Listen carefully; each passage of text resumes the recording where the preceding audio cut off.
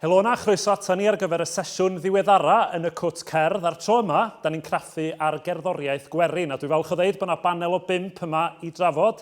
Dafydd Iwan a Sioned Webb sy'n arbenigwyr ar y grefft. Mae'r arwyn y ddesgorawl ar hyfforddwraig Delyth Medi yma hefyd. A Sian James a Angharad sy'n gantorion Gwerin adnabyddus i ni gyd. Ac mi fyddwn ni'n clywed rhai o'r perfformiadau hefyd yn ystod y sesiwn. A Glain Rhys hefyd yn picio draw i ganu un o'r dewisiadau. Wel, Sioned, os gael ddechrau efo chdi, os eidian ni nôl i ddechreuadau canu Gwerin, mae o'n rhan mor gynhenid o'n traddodiad ni yma, dydy?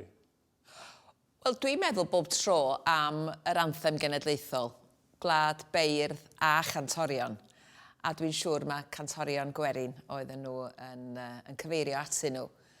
Ond da ni'n mynd yn ôl yn bell, mae'n debyg yng Nghymru, i lawysgrif Robert ap Huw, hefo y delyn mae'n debyg, ynde.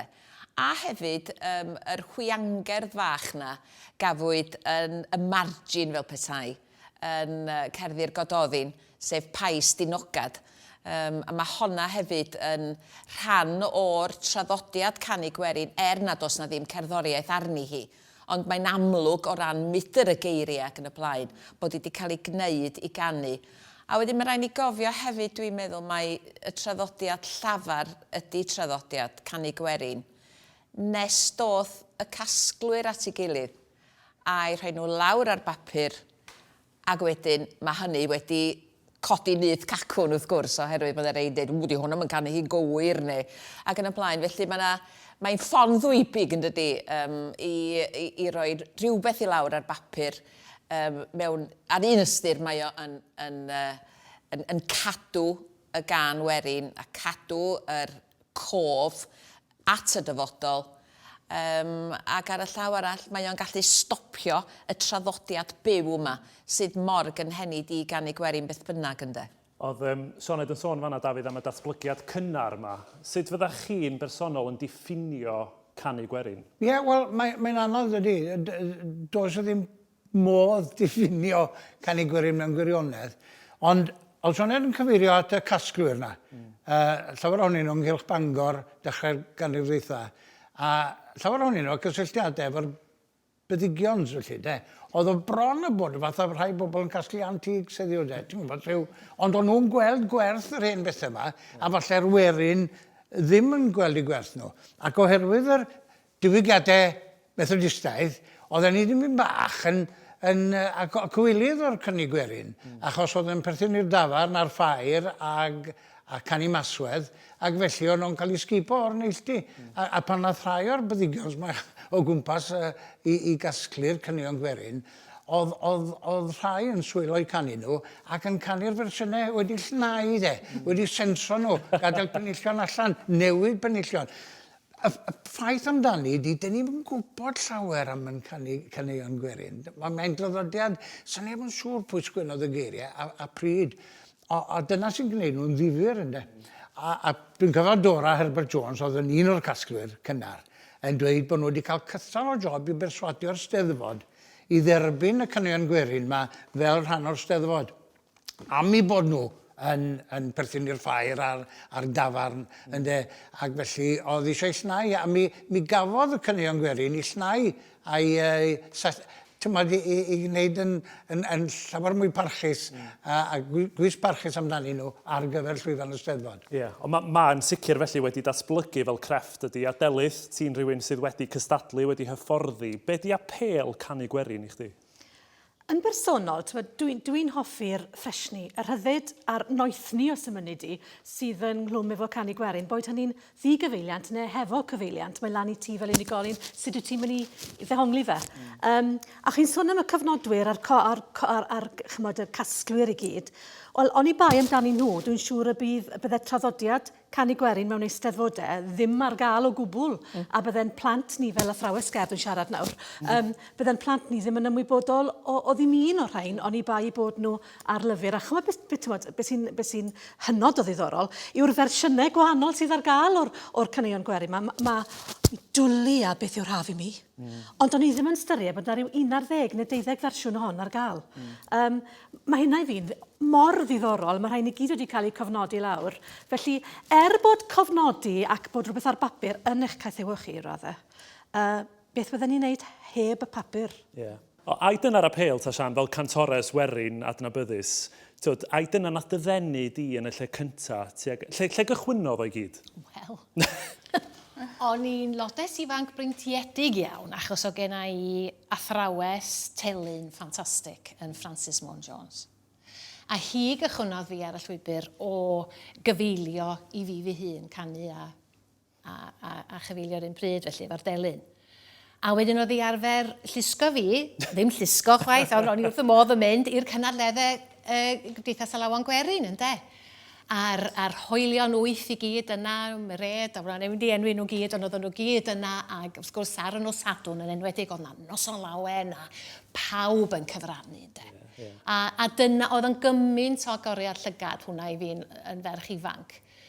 A wedyn, wrth gwrs ges i'n magu hefyd efo'r hen ffordd cefen gwled na o gianu.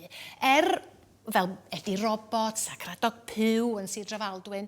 Ac oedden nhw ddim yn canu, mwyn weithiau mi oedden nhw, ond ddim o hyd, oedden nhw'n canu caneuon mwy poblogaidd fysa'n adrodd hanes o di digwydd rhyw dro trwstan i rywun lawr ffordd neu rhywbeth fel un.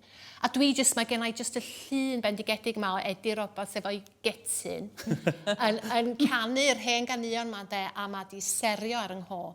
A mae pethau fel yna, bod fi di datblygu mewn ffordd wedi yn arbrofi wrth i fi fynd yn hun, dyna oedd y man cychwyn i fi. I fi, mae o'n na'n dal i fod. Y gwreiddiau yn bwysig. A Lisa, fel cantores hefyd y hun, be am y dylanwadau na oedd Sian yn enwi'r bobl yma oedd i dylanwadu arni hi, dwi'n cymryd bod y fam yn ddylanwad eitha mawr.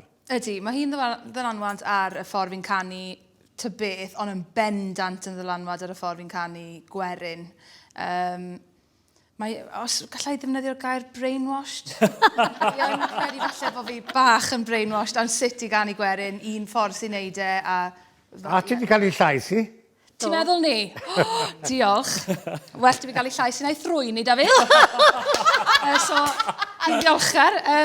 Ond, so oedd hi'n ddylanwad. A y ffaith bod ti, bod canu Gwerin eisteddfodol yn wahanol iawn i ganu Gwerin go iawn. Oedd hwnna'n rhywbeth fi'n bendant i dysgu. A fi'n cofio cystadlu yn y canolfan Celfyddydau yn Aberystwyth. A sa'n gwybod, o'n i wedi mynd trwy'r un rownd yn barod, neu roedd yn steddfod nawr, a nes i ganu'r ala werin, a oedd mam wedi bod yn dysgu fi, a oedd y feirniadaeth yn gweud rhywbeth, y llais rhywbeth, yr ychydig yn grif yn y mochyn. A oedd mam yn furious. Oedd hi, well, bloody hell, oedd hi absolutely furious bod fi wedi cael beirniadau am ganu rhywbeth yn rhy fresh, fel ti'n gweud. So, oedd hi'n ar mochyn, oedd hi, gwyliwch chi ganu'r gwyfr, neu beth yna. Gwyliwch. So... Wel, gan i drafod fwy am yr cystadlu eisteddfodol yn hwyrach ymlaen, achos dwi'n gwybod bod gennych chi gyd farn ynglyn â hynny, ond da ni wedi clywed am y fersiynau gwahanol ma'n bodoli'n barod, a cyn i ni fynd ymhellach, da ni wedi clywed rwan yr un ala werin yn cael ei pherfformio ddwywaith, fersiynau cwbl wahanol, felly dwi'n mynd i ofyn i Dafydd ymlwybro tuag at y llwyfan rwan i berfformio'r ala werin Santiana. O Santiana, chwyth dy gorn, ai o Santiana, gerwynt oedd y teg i rowndio'r horn, mae'n nghartrefi yng Nghymru bell. Mae'r haffau gyd fel ffyn o rew, ai o Santiana, y môr yn wyllt a'r niwl yn dew. Mae'n nghartrefi yng Nghymru bell. Mae ti fy nhad yn wen a hardd, ai o Santiana, ar hosis cochion yn yr ardd. Mae'n nghartrefi yng Nghymru bell. Ar ben y drws mae mam a'n had. Ai o Santiana, does un llen debyg i fy ngwlad. Mae'n hartref i yng Nghymru bell. Mae'r adar bach yn canu'n y coed. Ai o Santiana, a Carlon disgwyl am sŵn fy nroed. Mae'n hartref i yng Nghymru bell. Mae'r hwyliau wedi'r hewyn gorn. Ai o Santiana, gerwyntoedd y teg i rowndio'r horn. Mae'n hartref i yng Nghymru bell.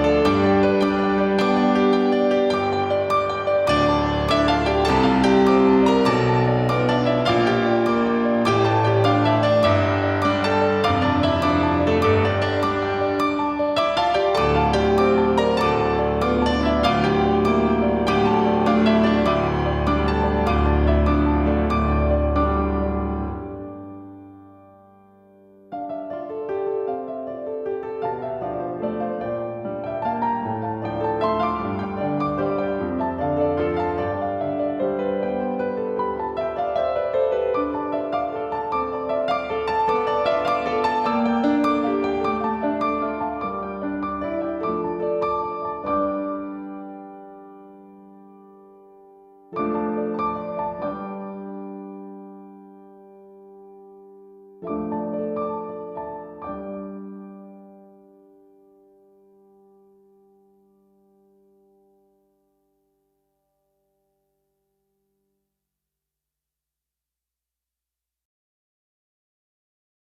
mae'n deg dweud dwy fersiwn cwbl wahanol yn fanna. Delyth, a hynny, am o'n ni'n profi sgôp cerddoriaeth Gwerin yn dydi? Wel, na beth sy'n neud e'n gynyrfus iawn yna. Mae gen ti un llinell mewn gwirionedd, cyson. Be ti'n neud â'r llinell honno? Yw mae lan i ti'n bersonol, wyt ti moyn ychwanegu harmony, wyt ti moyn gwneud pethau oriog, really temperamental, ti ddim yn gwybod lle mae'n mynd nesaf, neu wyt ti'n gadael i fod fel un llinell? A galaw Santiana, Dafydd, yn cynnig gymaint yn dydi? O, di. A beth sy'n wych am yr hen gynion Gwerin, mae rhywun yn dysgu llawer i ddechrau. Achos dwi'n cofio teulu'n had yn dweud, wel, dewis o gynnwch chi'n Sir Berteifi oedd mynd i'r môr neu ffarmio, neu mynd i byrgethu am hynny. Ac oedd na gymaint o bobl yn gwrando ar y gan yna, a medru uniaethu efo profiad y Cymro, achos car am Hiraeth ydy, ond Hiraeth wedi ddirieithu. Mae'r cradur ar fwr a llong yn ei enbydrwydd yn dianc, yn ei ddychymig i difynhad ar rhosys cochion. Ond bod yna elfen bron ironic yna fo, neu ei ddigri bron, mae'n deud y gwir, dydy. A dyna sy'n wych, tu ôl i'r caneuon syml iawn yma, mae profiad bywyd. A dyna'r unig gwers, ydych chi eisiau mewn gwirionedd o canu Gwerin, ydych chi'n credu beth ydych chi'n dweud. Gwyd Dora Herbert Jones yn rhoi gwers i fi unwaith, cana Hiraeth, a dyma fi'n canu'r frawddau gyntaf, a dyma'n stopio fi a dweud, ydych chi'n sylweddoli beth ydych chi'n dweud? Dwedwch fawrion o wybodaeth, o beth y gwneithbwyd Hiraeth. A fel ais i drwy'r gan, oedd hi'n stopio fi ar ôl bob llinell a dweud, ydych chi'n golygu hynna? Ydych chi'n styried beth ydych chi'n newydd dweud? A dyna di'r peth ynddo. Mae rhywun yn dysgu gymaint, achos maen nhw wedi seilio ar brofiad rhywun yn rhywle, profiad go iawn. Gorfod dod o'r galon. Hynny di, Sioned a Sian, sut dathoch chi ati wedyn ta o ran y trefniant offerynnol yna i fynd ati gymryd yr alaw a'i datblygu hi'n gerddorol wedyn? Wel, mi ddoth y ddwy'n yn at y gilydd i ddweud y gwir. Da ni'n gweithio ar y prosiect yma ys cwpl o fisoedd bellach. Wedi gychwyn o tua 2-3 blynedd yn ôl erbyn hyn.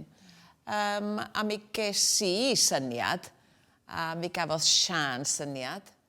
A wedyn dwi'n meddwl bod ni wedi sticio a seloteipio rhyw hyn a'r llall at ei gilydd. Ond o'n ni yn ymwybodol, mae gynnon ni hyn a hyn o ganeuon.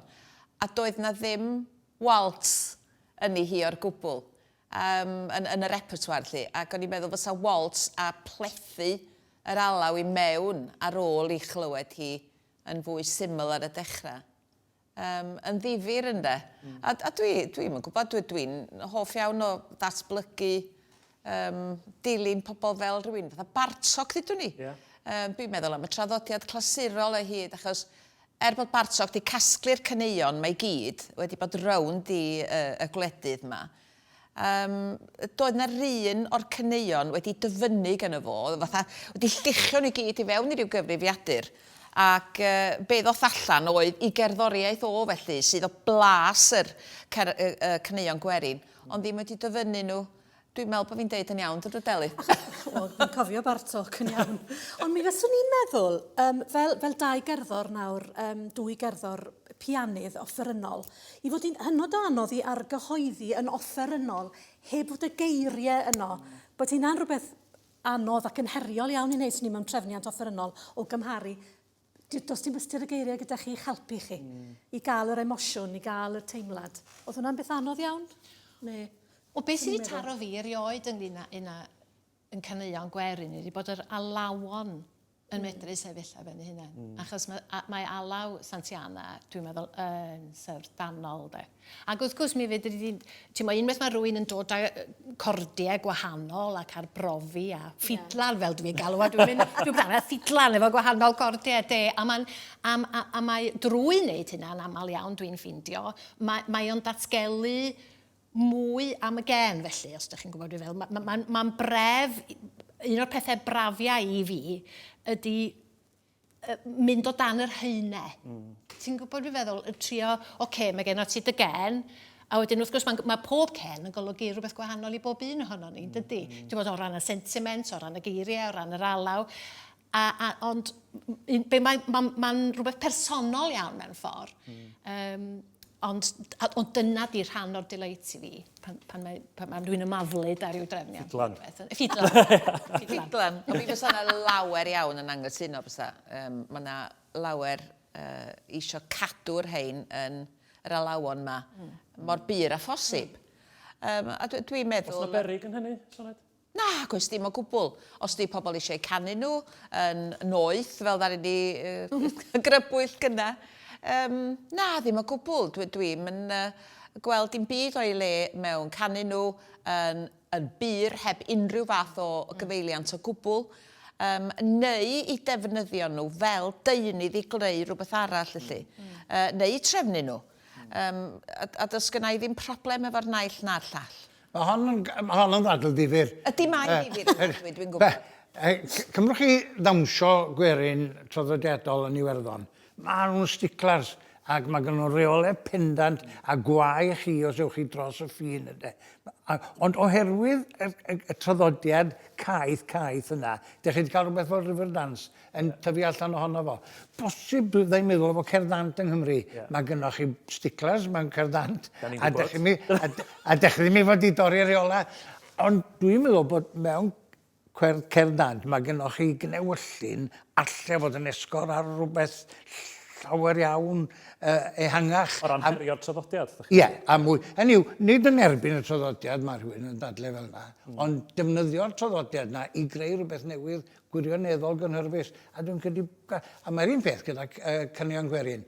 Mae'n bwysig yn bod ni'n parchu'r gwreiddiol yn alaw ag yn eiriau, ond mae yna ddeunydd crau yna i greu pethau gwych.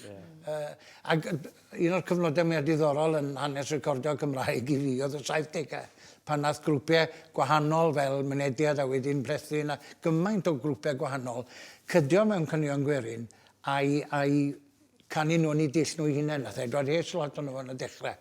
Mae wedi chwarae rhan bwysig wrth datblygu a Sian wedi bod mewn sawl grŵp yn defnyddio Gwerin i greu rhywbeth newydd mewn ffordd. A'r cyfan wedyn, Sian, yn dod yn fwy poblogaidd yn sgil hynny? Yn sicr, dwi'n meddwl bod... Does dim rhaid i un peth ond yn exclusif. Dwi'n meddwl bod hi'n bosib. Dim ond bod yna barch yn union ydy ti, Dafydd. Os yna barch at y gwreiddiol, diolch yn mynd i'n un lle. Diolch yn mynd i'n gwreiddiol, mae'n mynd i fynd i'n un lle. Ond dwi'n meddwl drwy arbrofi i fi, beth bynnag drwy arbrofi, mae'n dangos bod o'n fyw, bod o'n rhywbeth falle i'w gadw mewn amgueddfa fel petai. Ac maen nhw'n sef, a mae mor bwysig bod nhw'n sef. Ond yn enwedig i bobl ifanc, dwi jyst yn teimlo bod o'n mor bwysig bod bobl yn cael y rhyddid falle i arbrofi. A dyna'r rhyddid i chdi, Lisa, wrth i chdi symud yr alawon Gwerin mewn i blaen, a dyna'r apel yn hynny o beth. Ie, sa'n gwybod os ydw i'n symud nhw mlaen, ydw i Huw? Sa'n gwybod os ydw i? Swn i'n Fel, o ran gyda Sorella, ti'n meddwl, wel, ie, sa'n gwybod. I fi, pan fi'n clywed chi'n siarad, fi'n dysgu gymaint, ond i fi sŵn yw canu Gwerin yn hytrach na yr geiriau neu'r alawon. Yr alawon falle, ond sŵn mam yw canu Gwerin i fi. So pan fi'n clywed hwnna, na pan fi'n meddwl, mae hwnna'n werinol, yn hytrach na alawon specific. So, o ran Sorella, fi'n gobeithio bod ni'n cadw'r sŵn na i fynd, achos ni'n defnyddio harmonies falle tebyg i plethin, o ran sut ni'n ffurfio nhw yn ei plygeiniol. So cadw'r sŵn na i fynd yn hytrach na y deunydd. Dwi'n meddwl bod Sorella yn enghraifft wych o'r datblygiad yna. Bod plethin wedi wneud o plygain rhywbeth newydd, ond cadw'r sŵn ar sain, ar dinc yna. Ond ych chi wedyn, Sorella, yn mynd efo i gyfeiriad chydig yn wahanol eto. Ond mae'r traddodiad yna, mae'r llunyn yn rhedeg drwodd. Mae'n wych o beth, a fel mae Sian yn dweud, dyna ydy canu Gwerin byw. Achos unwaith rown ni canu Gwerin mewn amgueddfa'n unig, a dweud dyma hi, a dyma fo, a dyma sy'n gywir, dyn ni mewn peryg. Maen nhw wedi cael eu selio mewn un cyfnod hanesyddol i mi, bob amser. Ac os nad ydyn ni'n datgloi rheina, dwi'n meddwl allith fod yn beryglus i'w cadw nhw yn y cyfnod gafon nhw i selio tro cyntaf un. A dwi'n meddwl, da ni'n sôn am gyfnod y baroc i ddweud y gwir, handel bach ac yn y blaen. Achos mae'r dawnsfeydd i gyd yr adeg ynni yn debyg iawn i'r dawnsfeydd Gwerin sydd gynno ni. Mae nhw mewn dwy ran, mae gen ti A, mae gen ti B, a dyna ni. A wedyn, dwi ofyn bod ni yn meddwl am draddodiad, ond mewn gwirionedd, yr hyn da ni'n meddwl amdano fo, ydy cyneuon falle gafodd eu cofnodi yn y feri cyfnod yna, a bod nhw ddim yn mynd i fod yn berthnasol i heddiw yma, os nad ydyn ni'n defnyddio nhw. A fel ti doedd Sian rwan, yn gwybod am y gwreiddiol, ond yn symud pethau ni blaen, a dyna sydd mae traddodiad yn dod yn fyw. Mae gen i broblem efo'r gair traddodiad bob amser, de. Parhau'r traddodiad. Bod ni'n rhoi digon o lwyfan hefyd i'r arbrofi yma, digon o lwyfan, enghraifft Tŷ Gwerin, a beth oedd agoriad drws ffantastig yn y genedlaethol oedd y Tŷ Gwerin. A dwi'n meddwl bod hwnna wedi rhoi platfform arbennig iawn i bobl fel Sorella, fel Sian, i ddangos be maen nhw'n gallu wneud o ran yr arbrofi a'r ffidlan gyda'r traddodiad. Mae'n bwysig i roi llwyfan, ond eto ar yr un pryd, ar lwyfan y genedlaethol, beth ych chi'n cael yw'r alawon Gwerin traddodiadol, ac heb i ni hefyd i barchu hynna, ac mae'r plant yn mynd i ddioddef, fi'n credu. Wel, ti wedi sefydlu'r sgwrs nesaf berffaith, oherwydd oedd Sioned yn cyfeirio'n gynharach at y canu pur yma, de. Falla bod ni'n gweld ar lwyfan y Steddfod, esbonia pa alawerin ti di ddewis a pham, ac mi o'n i ati wedyn i drafod yr arddull eisteddfodol, falla? Pan ti'n gofyn o beth yw dy ffefryn o'r alawon Gwerin, mae sydd gymaint o begynau mewn o alawon Gwerin o ran emosiwn, yr hiraeth. Ond beth dwi'n licio am alawon Gwerin hefyd yw'r sport, yr hiwmor, y stori, y ddrama, yr actio. Mae hynna hefyd yn rhan o ganeuon Gwerin. Dwi ddim i gyd just yn... mae hwnna'n swnio'n lyflu. Y sparc. Felly na, pam oedd cwyn mam yng nghyfraith yn un eitha agos, a dwi'n licio'r cytganau di-synwyr tribannau yma, a'r tilym tali twli rwdli'r lam, fi'n credu wy'n cwyn mam yng nghyfraith osgofiau'n iawn. Ond wedi dewis y Lleuen Landeg fan yma, sy'n sôn am chwain, ynddo.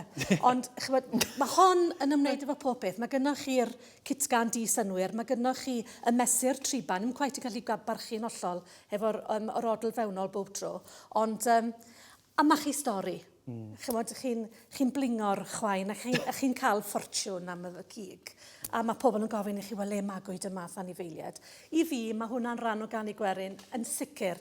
Chod fel arfer mewn cystadleuaeth fawr, i chi'n cael 2 gan gwrthgyferbyniol. Wel, mae hon yn un bydden ni'n dewis.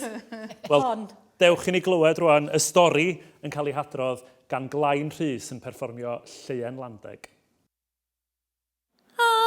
Ar y ffordd wrth fynd i Lunden, mi gyfarfais a theulu'r Lleuen, ac wrth ymgomio gyda cef, ar ei lawes gweles Lleuen.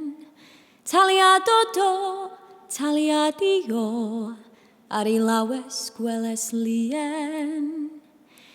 Fe dynais y pistol allan, ac fe seithais i yn ei thalcan, nes oedd eithwrwn dod i lawr, fel ergyd fawr o ganan. Taliad o do, taliad i o, fel ergyd fawr o ganan. Fe dynais y twca allan, ac fe flingais i un fy hunan, ces 4 clos o frethin llwyd, a ffis o leder Lleuen. Taliad o do, taliad i o, a ffis o leder Lleuen. Fe ddaeth y lori heibio, ac fe dwlais i chig i honno, ac i'r dyrer Llundain yr esi a fo, ces 4 gan gini amdano. Taliad o do, taliad i o, ces 4 gan gini amdano. Roedd pobl y dre cyn falched o weld y cig cyn frased. O'n nhw'n dechrau gofyn i my fi, lle magwyd y fath anifeilied. Taliad o do, taliad i o, lle mae gwyd y fath anifeiliad. Taliad o do, taliad i o, lle mae gwyd y fath anifeiliad.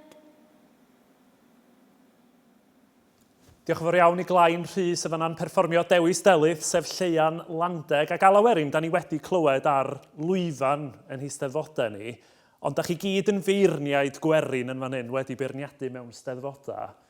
Lle mae'r ffin rhwng parchu y traddodiad da ni wedi drafod a'r canu pur mae falla, fwy eisteddfodol? Mae rhaid i mi ddeud bod i'n cael problem. A troion dwi wedi bod yn beirniadu yn y Steddfod Genedlaethol ac llefydd eraill. Dwi'n cael un anodd i feirniadu canu Gwerin.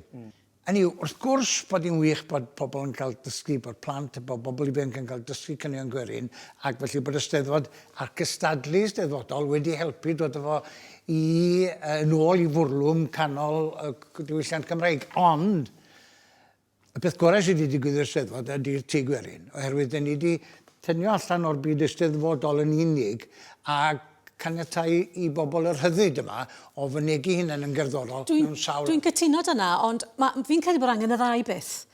Mae angen i chi agor y drws i arbrofi, a dim ond bod chi'n parchu wrth gwrs yr ala wreiddiol, ond os nad ych chi'n rhoi statws i'r gan Werin hefyd fel cystadleuaeth yn yr Eisteddfod, yna mae'r gan Werin yn mynd i ddiflannu i blant. Ond o cwestiwn ydy, oes rhaid i fod yn gystadleuaeth ar y llwyfan. Dwi'n teimlo dros y cystadleuwyr Gwerin sydd weithiau i bafiliwn hanner gwag weithiau, yn gynnar yn y bore, ac maen nhw'n fod canu can ddoniol neu gan chydig bach yn lliwgar, a dos gan nhw'n gobaith cael ymateb. Mae'n andros o job, a dwi'n meddwl bod o'n gosod can Werin adeg hynny mewn cyd-destun anghywir. Dwi'n derbyn bod hi'n bwysig bod hi'n no, ond mae'r tŷ Gwerin yn rhoi y gan Werin a chanu Gwerin mewn cyd-destun llawer iawn mwy cydnaws a naturiol, ac dwi'n credu bod o'n gyfraniad pwysicach na'r cystadleuaeth ar y llwyfan. Fi'n cytuno. Dwi'n cytuno hefo hynna, ond dwi'n cytuno hefyd efo Delyth, y dylan ni roi statws i ganu Gwerin. Dwi ddim yn gwybod ai llwyfan yr Eisteddfod ydy'r lle, efallai wir mai dyna di'r lle, ond mae rhoi un gan Werin a pitio perfformiad un yn erbyn y llall, yn union o'r un gan Werin. Dwi'n meddwl yn anheg. Yn Llangollen, er enghraifft, mae'r cantorion yn dod i'r llwyfan, maen nhw'n cyflwyno eu caneuon. Mae yna rhyw 50 neu 2 o gefndir, ac wedyn maen nhw'n canu'r gan. A dwi'n meddwl bod hwnna'n ffordd llawer iawn mwy naturiol na rhyw biano'n rhoi nodyn i rywun neu gilydd, ac wedyn yn canu mewn ffordd dipyn bach yn eisteddfodol. Yeah. A dwi'n cofio bod mewn gystadleuaeth, Lady Herbert oedd hi, yn Eisteddfod Llanrwst, a mi roedd na 3 cwbl wahanol ar y llwyfan. O'n i wedi ffafrio un ohonyn nhw, oedd yn canu mewn ffordd llawer iawn mwy gwerinol, ond mi ddari lais o gracio ar y top. Dwi'n cofio hynny hefyd. Ac o'n i'n gorfod cydnabod mewn cystadleuaeth o safon y Lady Herbert, na doedd o ddim yn mynd i fod yn iawn i roi y wobr yna i rywun a'i lais o wedi torri ar y top. Y llais, yn tŷ Gwerin, sa goblin o bwys, de. Be fydda Dafydd Iwan? Wel, fe sa ngŵr i. Mr Arfo Gwilym yn anghytuno'n llwyr efo. Y broblem yw ni'n siarad, fi'n credu am 2 beth gwahanol fan hyn. Yn yw, i ni'n sôn am pido roed 19 Werin ar lwyfan Eisteddfod Genedlaethol. Fi'n credu bod na yn horrific o beth bod e'n diflannu yn gyfan gwbl. Y broblem yw cyfyngder, enghraifft, bod na ddarn gosod, bod na fersiwn i chi'n gorfod dilyn, a bod na gopi i'w dilyn. So ni'n cael gwared o'r holl reolau sydd ynghlwm wrth hynna, a bod ni'n fwy agored i ganu unrhyw fersiwn o'r hen o'r mwyn, enghraifft, yn ytrach na dyma'r fersiwn chi'n gorau wneud, dyma beth yw'r rhythm i chi'n gorau wneud. Hynny yw, mae rhaid i ni i ddal at y cystadlaethau canu Gwerin mwyn statws canu Gwerin yng Nghymru. Ac i ni, hynny mae traddodiad y dafarn wedi mynd, mae'r traddodiad y ffair wedi mynd. Mae'r llafar ganu rili wedi mynd. Mae rhaid i ni wedyn i berhau'r traddodiad yma drwy i blant i glywed drwy eisteddfodau. A mae'r eisteddfodau, mae'r cystadlu Gwerin yn niferus tu hwnt. Maen nhw gyda'r mwyaf poblogaidd o gymharu falle gyda 19 mwy clasurol. Mae'r Gwerin gyda'r 50, 60 yn dod i'r cylch.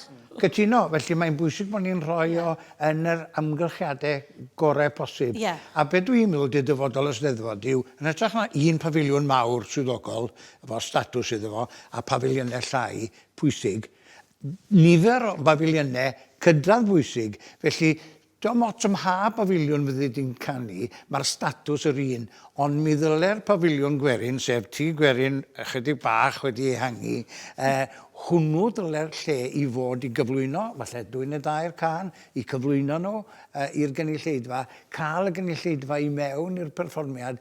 Dwi'n meddwl bod yn fwy cydnaws, ond yn y cyfamser, wrth gwrs, sy'n ni'n eisiau dileu y gan Gwerin o'r llwyfan, ond rhoi mwy o chwarae teg hefyd i'r cantorion Gwerin i fod ar ei gorau. Dwi'n sicr yn meddwl bod angen i ni agor yn meddyliau i fyny i'r rhestr testunau.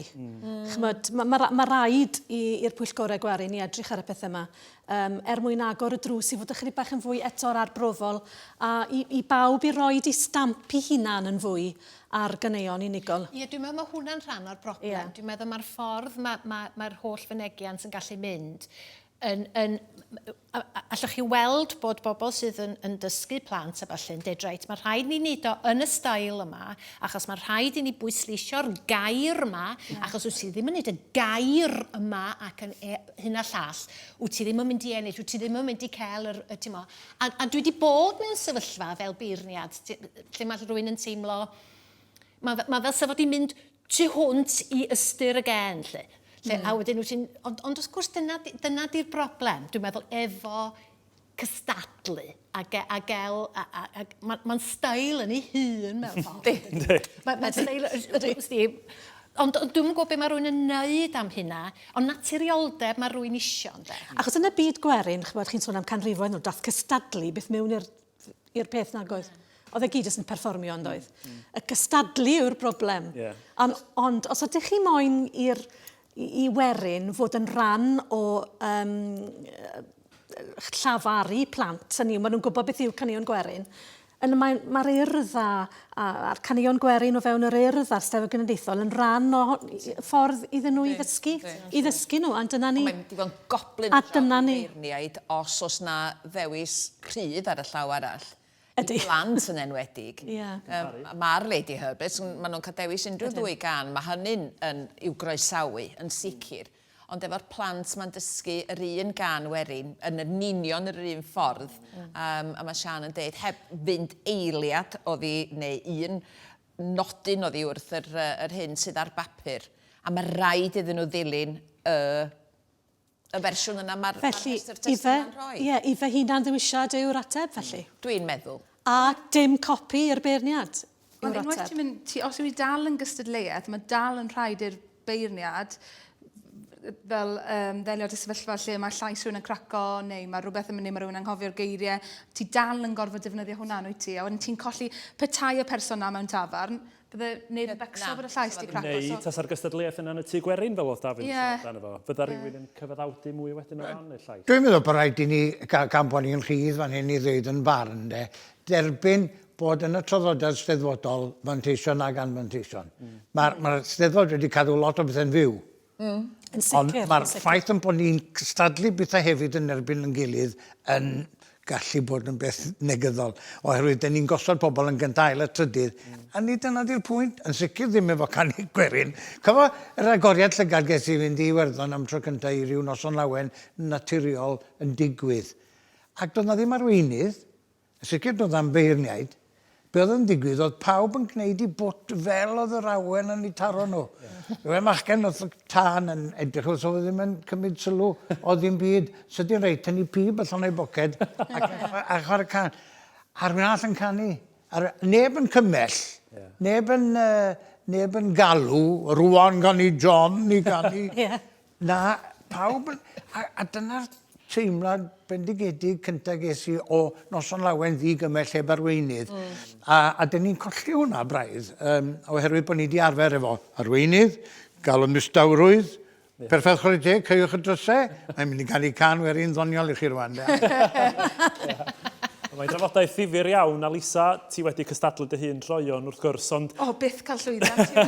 Oedd y mochyn sy'n rhy galed. Ond ti wedi gwneud yn dda. O, diolch. O ran yr alawerin ti di dewis i pherfformio, esbonio chydig am y dewis yma. O, oce, o'n i'n gofod ti'n mynd ofyn hyn. So, Hiraeth am Feirion fi wedi dewis, ond oedd hi rhwng hon, Trefeilius y byd neu Lisa Lan, a ni'n meddwl Lisa Lan neu fi ddech bach yn fein. A o'n i arfer gweithio pobl yn ysgol bod mam wedi sgwennu hon i fi, Lisa Lan. Ie, nath i sgwennu i fi. So Hiraeth am Feirion fi wedi dewis, yn syml achos fi'n meddwl bod hi mor bert, a hoff o lawan Gwerin fi yw'r rhai trist. Eto, yn mynd nôl at mam, mae dau lais ofnadwy o drist. Mae pob beth mae'n canu yn drist ac yn eitha, tod, greiting, mae just Hiraeth yn ei llais i. So dyna pan fi wedi dewis e, a fi just yn joio canu hi. So am y rheswm na. Wel, os ti isio ymlwybro tuag at y llwyfan rwan, a mi gliwni Lisa Angharad yn perfformio Hiraeth am Feirion. Yn y môr y byddor mynydd sydd yn cuddio brom eirionydd na chawn ni'n weddol arni cyn i'm cael ond dirion dorri cyn i'm cael ond dirion dorri. Gwynt y môr a hael ar fynydd, cerig llwydion yn lle coedydd, a gwylanod yn lle dynion. Och, pa fodd nath o'r Anghalon, och, pa fodd nath o'r Anghalon. Miwn aflong o dderw cariad, a'i masti o bren y profiad, ar of Hiraeth arni nofio, o don i'r wlad a fyno, o don i'r wlad a fyno.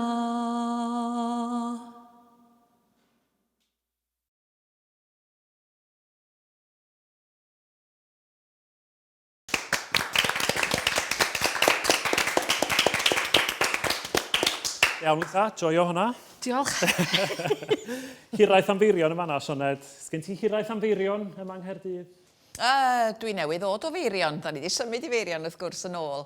Ac mae'n braf iawn bod ym Feirion. A oedd honna yn fendigedig, Lisa. O, diolch. Sori am fflatno, hwnna'r tinc gwerinol. Bydde ti wedi cael black mark yn y beirniad. So ni sôn am Feirion a Chymru a'r alawon Gwerin Cymreig a balli, Sioned, ond be am le Cymru ar y llwyfannau rhyngwladol o ran cerddoriaeth Gwerin?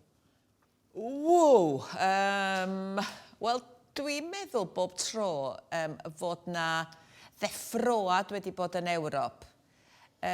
Pan oedd yr cenedlaetholwyr yma yn codi yn y gwahanol wledydd yn y 4th ganrif ar 15. Da ni'n sôn am Grig, Smedna ac yn y blaen, ac wedyn yn ddiweddarach, Bartok a Codau a pobl felly. Ond yn yr un pryd â hynny, mi sefydlwyd y Gymdeithas Alawon Gwerin yng Nghymru.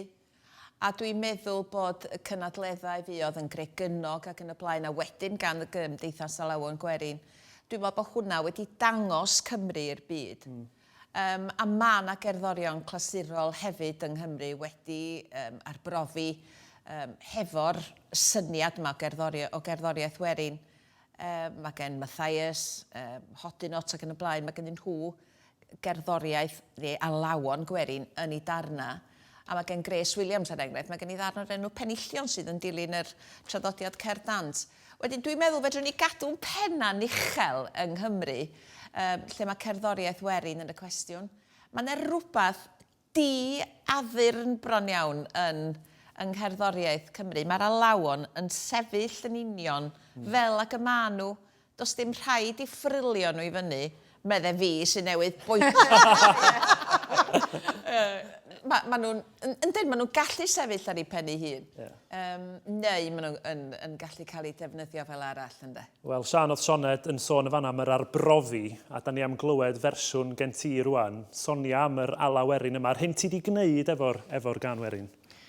Wel, o'n i efo canu hon, sef mae'r ddeiar yn glasu. Dwi wedi canu hi'n hollol ddi-gyfeiliant, yn hollol byr ac yn hollol straight, fel union fel mae. Ond fel ydw i'n licio wneud, dwi'n pori drwy'r hen lyfrau i gyd, a mae gen i storfa go lew erbyn hyn. A na fo eisiau nôl, a sy'n mae'r ddeiar yn glasu, dyw. A dyma fi'n dechrau ffidlo. Ag be darodd fi oedd y geiriau mor amserol rhywsut. Wrth gwrs mae gen sy'n sôn am ddeffroad y Gwanwyn ar ôl y geia hir. Ond beth sy'n ddiddorol ydy'r bennill ola, mae'n sôn am, mae'n adlewyrchiad o'r ffaith, mae'r broblem efo'r ddeiar ydy dynoliaeth. A mae'r holl brydferthwch a pherffeithrwydd natur yn cael ei chlodori yn ystod y gen, a wedyn mae'r pedair llinell ola yn sôn am, wel, sy'n ni dim ond fel dynoliaeth yn gallu caru'n gilydd. Mi fysa pob dim yn berffaith. Ac efo hwnna'n rhedeg drwyddo yn ymhen pan o'n i'n canu fo, ni'n meddwl, na i drio mynd â fo felly i rwle dipyn bech mwy tywyll. A dyna be nes i wneud. A nes i fynd ar alaw a phob dim i rhywbeth mwy blwsaidd. A swn i'n dweud, dyma'r pella falle di mynd efo trefniant Gwerin falle. Wel, gawn ni edrych mlaen at glywed y trefniant. Sian, os ti isio ymlwybro at dy biano. A gawn ni gyd fwynhau perfformiad Sian James o Mae'r Ddeiar yn Glasu.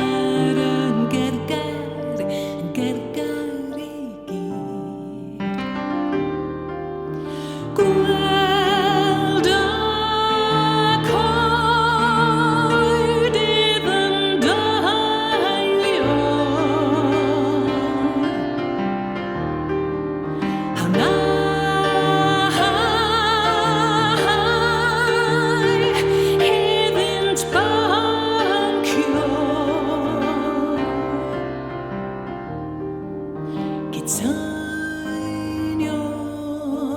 drwy yn hoifro dran hyfryd.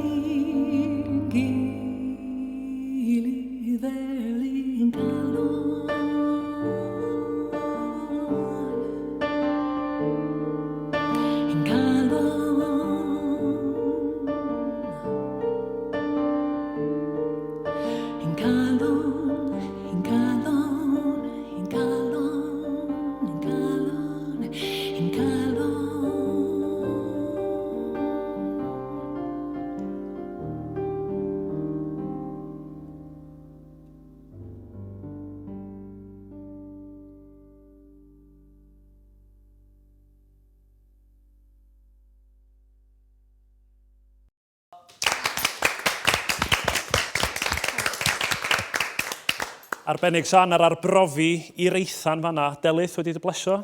Dwi'n licio'r cyfuniad ti'n gweld o ffordd wyt ti'n cael a parchu'r alaw, ond mae yna rhyw twist iddo fe. I fi, mae hwnna'n glyfar iawn. Mae yna le i'r ddau beth yn does, ond mae rhaid i ni byd o anghofio y ffaith o ble dath y gwreiddiol, o ble dath fe. A'r gair ola i chi, Dafydd, o ran y symud ymlaen, mae wan, da ni newydd glywed fersiwn o Mae'r Ddaear yn glasu. Lle sa chi'n gosod canu Gwerin yng Nghymru ar hyn o bryd, ar dyfodol? Wel, mae'n rhaid symud ymlaen. Mae'n rhaid arbrofi, a mae'n rhaid datblygu, a mae'n rhaid cofio'r greiddiau. Ac mor bell mae'r byd yn y cwestiwn, cos dyna di'r term presennol am ganu Gwerin, di canu byd, world music. A dyma di'n gobaith gorau ni i gyflwyno Cymreigdod i'r byd, ydy drwy y math yma o ganu, achos mae canu roc a pop ac yn y blaen yn fwy anodd i'w allforio, achos mae pawb yn ymdebygu chydig i'w gilydd. Ond yn y byd Gwerin, mae gynnon ni gyfle i gyfrannu rhywbeth gwahanol. Ac mae pobl yn chwilio am y peth hwnnw sydd yn nodweddiadol o Gymreigdod neu o'r Celtiaid ac yn y blaen, fel da ni yn gwrando ar wledydd eraill. Felly, dwi'n meddwl bod gynno fo rôl bwysig i chwarae yn y dyfodol eto. Pryd o cyfyngu, mae pob math o gerddoriaeth yn bwysig, a mae rhaid ni ddefnyddio pob peth sydd gyda ni i ddatblygu yn presenoldeb yn y byd. Wel, diolch yn fawr iawn i'r 5 ohona chi. Dwi wirioneddol wedi mwynhau. Mae wedi bod yn drafodaeth ddifyr iawn. A diolch i chitha hefyd am wylio. Mi fyddwn ni nôl yn y Cwt Cerdd nos fory pan fyddwn ni'n trafod canu clasurol. Ond tan hynny, nos da.